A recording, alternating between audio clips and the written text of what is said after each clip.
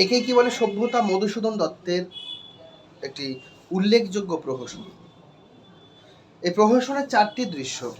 আমি প্রহসন নিয়ে এর আগে 2টো ক্লাস করে দিয়েছি, প্রহসন কি, এর প্রেক্ষাপট কি, এগুলো এবং ছবি আঁকতে থাকতে বলে দিয়েছিলাম।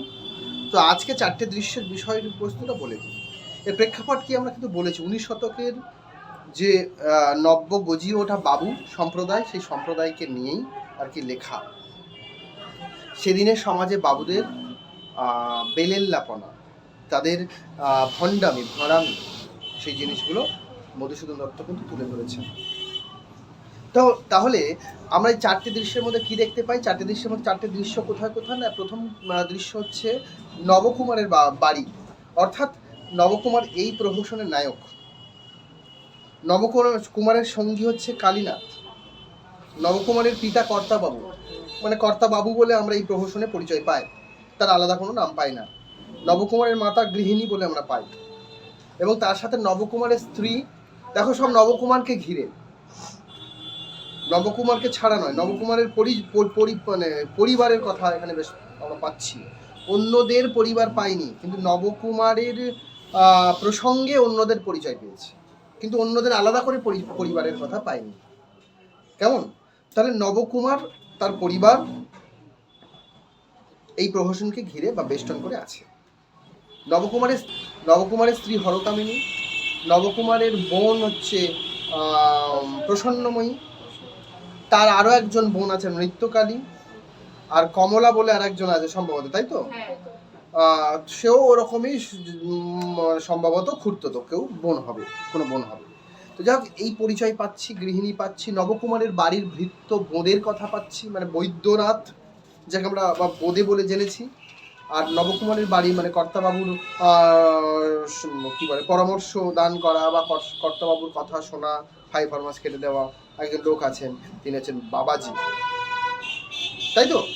আর নবকুমার যে জ্ঞানতরঙ্গিনী সভাতে যায়, সেই সভার আরো সদস্যগণের কথা আমরা পেয়েছি। সেই সদস্যগণ কারা? শিবু, চৈতন, মহেশ, বলাই, কালীনাথ, এরা সব পেয়েছি, এদের কথা পেয়েছি। কেমন? এই হচ্ছে ব্যাপার, এই হচ্ছে চরিত্র। নবকুমারকে বেষ্টন করে আছে, একদিকে নবকুমারের পরিবার, আর একদিকে নবকুমারের জ্ঞানতরের দিনে সবার সদস্যগণ। এছাড়া এরা তো একটা সমাজে বসবাস করে, তাই সামাজিক ছবিটাও আমরা পেয়েছি। সামাজিক ছবি শুধু নয়, সামাজিক ছবিটা খুব গুরুত্বপূর্ণ। সেদিনের 19 শতকের সমাজে, 19 শতকের ওই মাঝামাঝি বা প্রথমের দিকে যে কলকাতা বা নগর সভ্যতা, সেখানে যে ব্যবস্থাপনা, যে সামাজিক চিত্র, সার্জেন্ট, পুলিশ, মানে সার্জেন্ট, চৌকিদার, তারা কিভাবে মানুষকে শোষণ করে, লুট করে, ঘুষ নেয়, কিংবা মুটে মজুর, ফুলওয়ালি, বরফওয়ালা ইত্যাদি ইত্যাদি, এইসব একেবারে খেটে খাওয়া শ্রমজীবী সাধারণ মানুষের কথা আমরা পেয়েছি, তাই তো? এবং তার সাথে পেয়েছি বারবনিতা, গণিকাদের কথা, গণিকা বৃত্তি। সেখানে বহু নারী গণিকা বৃত্তি করে তাদের জীবন অতিবাহিত করে, তাই তো? তো আমরা এই সামগ্রিক একটা ছবি, একেই কি বলে সভ্যতা, পেয়েছি। 4টে দৃশ্য আমরা সংক্ষেপে একটু বলে নিই। প্রথম দৃশ্য আমরা দেখতে পাচ্ছি নবকুমারের বাড়ি, সেখানে নবকুমার বসে আছে ঘরে। কালীনাথ, তার যে জ্ঞানতরঙ্গিনী সবার এক ঘনিষ্ঠ বন্ধু কালীনাথ, যে সবসময় নবকুমারের সঙ্গে থাকে, নবকুমারের বন্ধু এবং মানে কাছের বন্ধু, বাকিরা হয়তো অতটা নয় যতটা কালীনাথ, তবে অন্যান্যরা বন্ধুও, কিন্তু কালীনাথের খুব বেশি কাছে। তাই কালীনাথ কদিন ধরে নবকুমার আসছে না, নবকুমার কালীনাথ তথা অন্যান্য বন্ধুরা জানে না, এবং অন্যান্য বন্ধুরা জানে না, তাদের কিন্তু অত হেলদোল নেই, হয়তো কিছু অসুবিধা হচ্ছে, কিন্তু তবু কালীনাথে বেশি অসুবিধা হচ্ছে, কারণ কালীনাথ সবসময় নবকুমারের সঙ্গে থাকে, কালীনাথ নবকুমারের সঙ্গে ঘোরে, এবং তারা যা কিছু করে, যা খরচা করে, তার অধিকাংশটা নবকুমার মানে কি বলে দেয়, দায়ভার নেয়, তার অধিকাংশটা, সিংহভাগ নবকুমারই খরচা করে। তো এই নবকুমার কদিন আসছে না, মানে কালীনাথের অনেক অসুবিধা হচ্ছে। কালীনাথ হয়তো নিজের ইচ্ছে মতো মদ খেতে পারছে না, কালীনাথ নিজের ইচ্ছে মতো ওই গণিকালয়ে যেতে পারছে না। ওই জ্ঞানতরঙ্গিনী সভার আয়োজন বসছে, সেখানে বেশি আয়োজন করতে পারছে না, বেশি আড়ম্বর করতে পারছে না। ওই বরফ, মদ, তার সাথে বরফ, ফুল, ওইসব গণিকারা এসে নাচবে, তাদের ব্যবস্থা করা, এই সমস্ত কিছু হয়ে উঠছে না। কারণ নবকুমার বেশ কিছুদিন ধরে যাচ্ছে না। কেন যাচ্ছে না? কারণ কি? কর্তা মশাই, তার বাবা, নবকুমারের বাবা বেশ কিছুদিন হয়েছে বৃন্দাবনে ছিলেন, বৃন্দাবন থেকে ফিরেছেন বাড়িতে, বেশ কিছুদিন হয়েছে ফিরেছেন বাড়িতে। তো বাড়িতে ফিরেছেন, তিনি একজন ভদ্র, সম্ভ্রান্ত এবং বৈষ্ণব ভক্ত, বৈষ্ণবী লোক। ফলে তিনি তার পরিবারকে যেভাবে শিক্ষা এবং শাসন করেছেন, শিক্ষা দিয়েছেন, তাতে তার পরিবার কিন্তু শৃঙ্খলিত। আমরা দেখব নবকুমার কিন্তু প্রথম থেকে বিশৃঙ্খল একটা জায়গায় যায়নি। মধুসূদন দত্ত তিনি দেখাচ্ছেন যে একজন উচ্চবিত্ত ঘরের, বা উচ্চবিত্ত বলবো না ঠিক, মানে উচ্চবিত্ত না হলেও অন্তত সম্ভ্রান্ত এবং অভাব নেই, উচ্চবিত্ত বিরাট কিছু না হলেও অভাব নেই নবকুমারদের।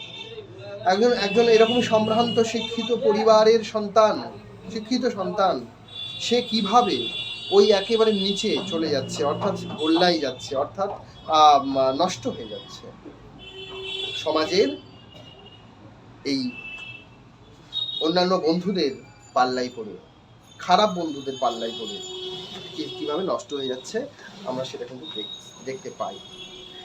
এই নবকুমার প্রথমে এতটা ছিলেন না, এবং ছিল না। নবকুমার বাবাকে যথেষ্ট মানে, বাবা যেহেতু বাড়িতে এসেছে, তাই বাড়ি থেকে সে বেরোতে পারছে না।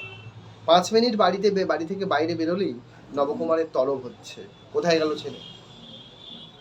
তো সেই কারণে নবকুমার বাড়িতেই আছে। কালীনাথ বাড়িতে চলে এসেছে, থাকতে পারছে না। কালীনাথ বাড়িতে এসেই জিজ্ঞেস করছে, দত্ত তলাশ নিচ্ছে যে কি খবর, কি ব্যাপার, তুমি যাচ্ছ না কেন? বলে, আর বলো না ভাই, এই ঘটনা ঘটেছে, বাবা বৃন্দাবন থেকে বাড়িতে এসেছে, আমি এখন বাড়ি থেকে বাইরে বেরোতে পারছি না। বলি, বাবা তাহলে কি আমাদের সবাইকে তুলে দিতে হবে, অ্যাবলিশ করতে হবে, তুলে দিতে হবে? আরে না, এই তো হতে পারে না, সভা তুলে দিলে হয় না।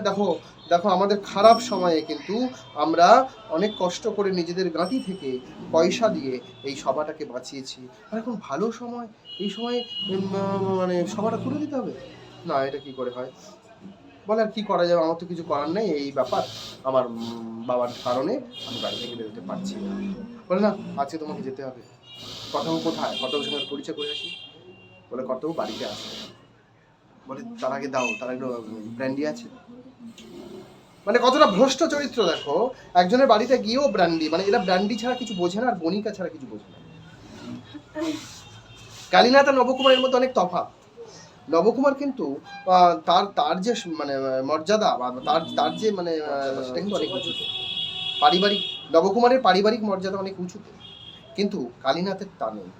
কালীনাথ একেবারেই মানে তার কোনো পরিচয়ও নেই, মানে সে একেবারে মানে বাইরের ফুটের চরিত্র, সেভাবেই দেখানো হয়েছে, এবং তার কালচার নেই, সে কিছু বোঝে না। কারণ আমরা এই দৃশ্যে পেয়েছি যে তার ন্যূনতম একটা স্মৃতিশক্তিও তার মধ্যে নেই।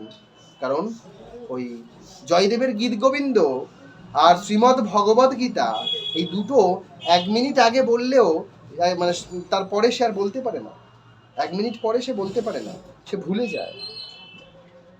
সে বলে বোপদেবের বৃন্দাদুতি আর শ্রীমতী ভগবতীর গীত। মানে মানে কতটা ভ্রষ্ট চরিত্র এই কালীনাথ। আর এই কালীনাথের পাল্লাই পড়ে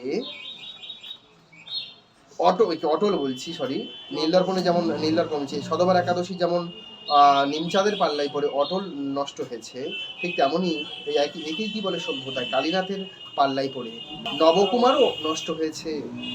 হ্যাঁ, নবকুমার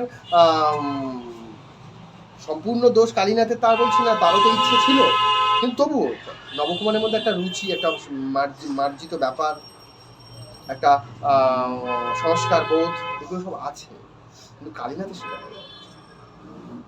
তো আমরা দেখলাম যে ওই ঘরের মধ্যেই নবকুমার এই কালীনাথ ব্র্যান্ডি খাচ্ছে, ব্র্যান্ডি খাওয়ার পর একটা মুখ শুদ্ধি করার জন্য পান টান আনতে বলছে বোদেকে, এবং তা করে বাবুর সঙ্গে পরিচয় করে। কর্তামশাই বাড়িতে এসেছে, কারণ গাড়ি দেখেছে বাইরে, তাই বাড়িতে কে এসেছে, ছেলের সঙ্গে দেখা করতে এসেছে, কর্তামশাই তার সঙ্গে পরিচয় করবে। তো নিজে থেকেই কালীনাথের কাছে এসেছে, এসে পরিচয় করে যে তুমি কে বাবা, কি ব্যাপার, ইত্যাদি ইত্যাদি। তখন জ্যাঠামশাই বলে প্রণাম টনাম করে পরিচয় দেয়। হ্যাঁ, এই পরিচয়ের বিষয়টা কিন্তু একটা হাস্যকর ব্যাপার হয়েছে যে তুমি কে, তোমার কি পরিচয় তুমি দেবে, বলে কি পরিচয় দেওয়া যায় বলো তো, না কোনো এক বৈষ্ণব ভক্ত লোকের নাম তার বলতে হবে, তো তার সঙ্গে তো তোমার বাবা অমুক ছিল। তারপরে হঠাৎ করে বলছি যে তোমার এক পরিচিত কে ছিল না, তাকে কাকা বানিয়ে দাও, তারই ভাতুষপুত্র বলো, তারই ভাইপো, কে যেন, কোথায় বাড়ি যেন, নামগুলো সব যেন মনে থাকে, তোমার অমুক জায়গা বাড়ি, অমুক অমুক লোকের ভাতুষপুত্র, মানে ভাইপো আমি। ও তাই তাই তাই, ও তাই, তুমি তারই ভাইপো, ও তো আমার পরম মানে বন্ধু ছিলেন, বন্ধু ছিল।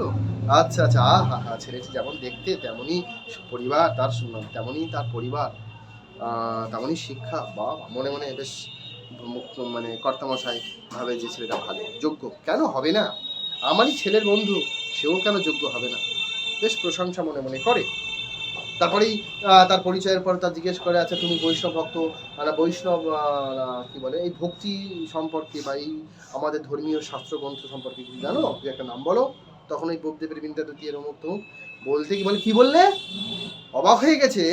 সঙ্গে সঙ্গে নব এসে ঠেকিয়ে দিয়েছে, না হলে কালীনাথের আসল পরিচয় ধরা পড়তো, কালীনাথ কে বা কালীনাথের সংস্কৃতি কি সেটা কিন্তু অন্তত বুঝতে পারতেন।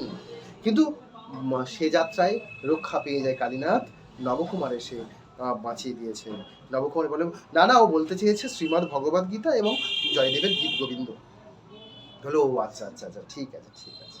তো হ্যাঁ, তারপরে কি না, কোথায় যাবে না কাকামশাই, জ্যাঠামশাই, আমার সঙ্গে নবকুমার দাদাকে কিন্তু যেতে হবে। মানে নবকুমার দাদা মানে এমন, মানে এটা হচ্ছে মানে মুখোশ আর কি, এমন ভদ্রতা যেটা প্রকৃতভাবে আসে না আর কি, তৈরি করতে হয়। নবকুমার দাদাকে আমার সঙ্গে যেতে হবে। কোথায় যাবে, বলছে আমরা তো জ্ঞান তরঙ্গিনী সবাই যাব, সেখানে কি হয়, জ্ঞান বিতরণ হয়, জ্ঞান তরঙ্গের মতো ঢেউ খেলে। আমরা পাঠক যারা তারা জানি, সবাই আমরা নাটক যখন দেখেছি না, আমরা যারা দেখেছি দর্শক তারা জানি যে কি জ্ঞান বিতরণ হয় সেখানে। সেখানে কি জ্ঞান বিতরণ হয়, সেখানে মদ্যপান করা আর ওই গণিকাদের, ওই বারবিলাসিনীদের নিয়ে এসে বেলেল্লাপনা করা, খুব গোদা বাংলায় বলে ফষ্টি নষ্টি করা, বেলেল্লাপনা করা আর গোমাংস ভক্ষণ করা। গোমাংস ভক্ষণ একটা ঠিক। এই জ্ঞানতরঙ্গিনী সভা সম্পর্কে বলছে যে আমাদের যে আদি ভাষা, দেব ভাষা, সংস্কৃত ভাষা, ইংরেজরা তো ইংরেজি ভাষা চর্চা করেছে বা এখানে প্রসার ঘটাচ্ছে। আমাদের কাজ কি, আমাদের এদেশীয় বাঙালি, তাই বাঙালি সংস্কৃতি বা আমাদের ভারতীয় সংস্কৃতিকে বজায় রাখতে গেলে আমাদের আদি ভাষা, দেব ভাষা, সেই সংস্কৃত ভাষাকে প্রচার করতে হবে, প্রসার করতে হবে। আমাদের ওখানে সংস্কৃত চর্চাই, সংস্কৃত চর্চা বা দারুণ কাজ। বৈষ্ণবের মানে বৈষ্ণবের পরম বৈষ্ণব কালীনাথ, অমুকের ভাইপো, তার উপরে এত সুন্দর একটা সভা তৈরি করেছে যেখানে ওরা জ্ঞান চর্চা করে, সংস্কৃত চর্চা করে, দারুণ ব্যাপার। ঠিক আছে, যাও বাবা যাও। তা তোমরা এত তাড়াতাড়ি যাচ্ছ যে, বিকেল এখন তো সন্ধ্যা হয়নি, না না আমরা বিকেল যাবো না, আমরা একটু তাড়াতাড়ি যাই এবং তাড়াতাড়ি চলে আসি, বেশি রাত আমরা করি না। অতিভদ্র কি চোরের লোক, পরিষ্কার বোঝা যাচ্ছে যে অতিভদ্র চোরের লোক। যাই হোক, তো মোটামুটি কালীনাথের সার্বিক যে ব্যবহার, সেই ব্যবহারে বাবু সন্তুষ্ট হলেও কোথাও যেন একটা সন্দেহের দানা বাঁধে। তাই কালীনাথ আর নবকুমার চলে গেলে পেছন পেছন দেখে বাবাজিকে বলে, আচ্ছা আমার তো সন্দেহ হলো, দেখো তো তুমি একবার ছেলে, আর তার সন্দেহ শুধু নয়, আমার কেমন ভয়ও হলো যে ছেলেটাকে এইভাবে ছেড়ে দেওয়াটা উচিত হয়নি, তুমি একবার যাও তো, গিয়ে দেখে এসো ওরা কোথায় যাচ্ছে। বাবাজিকে পাঠিয়ে দেয়। তাহলে প্রথম দৃশ্যে আমরা পেয়ে যাই এই নবর বাড়িতে, আমরা এইটুকু বিষয় পেয়ে যাই, কেমন। তারপরে দ্বিতীয় দৃশ্য কোথায়, শিকদারপাড়া স্ট্রিট। ঊনবিংশ শতকের প্রথমার্ধে যে সমাজ ব্যবস্থা, তার কিন্তু একটা ছবি, এক টুকরো ছবি আমরা এই স্ট্রিটে পেয়ে যাই। সামাজিক যে ছবি তা এই স্ট্রিটে পেয়ে যাই। বাবাজি তার একটা আলাদা পোশাক আছে,